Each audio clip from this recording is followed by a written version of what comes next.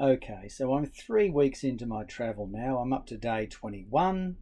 Pretend I've put in the dates, the days of the week. I've started entering all my data. I've changed a couple of these categories from spare to homeschooling, hair care, and toys. And I'm pretty confident that I'm not going to need spare 4 and spare 5. In order to remove those categories, if they're starting to annoy you because they're not going to be needed, you can just leave them. But if you want to move anything, remove anything, click on the W there, not the spare 4, but click on the actual column name, heading, W, click there, and simply right click and can't do it, unprotect the sheet. Right click and delete.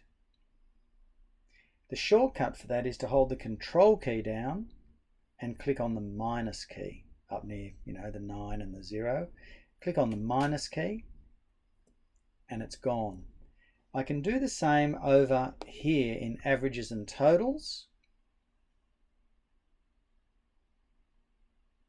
Because they have changed back on the expenses tab, it's now getting an error.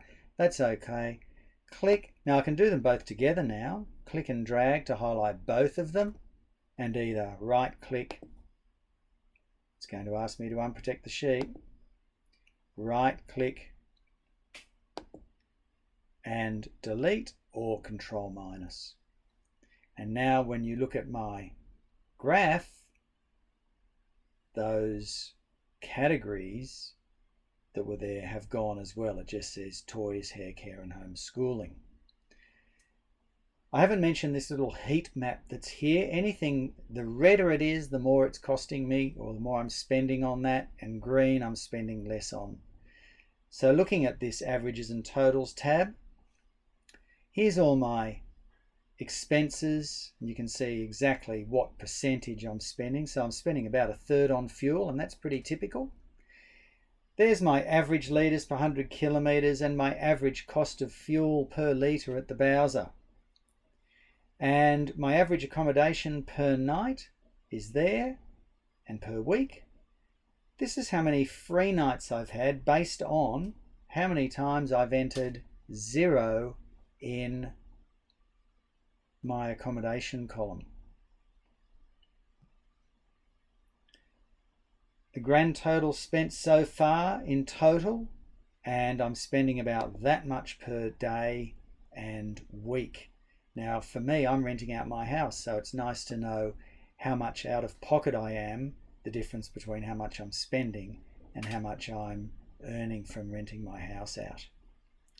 This is the overall total cost per kilometre travelled, including everything, including accommodation, bread, milk, and fuel, whereas this figure here is simply how much I'm spending purely on fuel per kilometre travelled. Of course, because I unprotected the sheet when I was over here, in order to get rid of those categories, I'm going to protect the sheet, and I'm going to do the same back here on expenses. I'm going to protect the sheet so I can't accidentally make any silly little errors.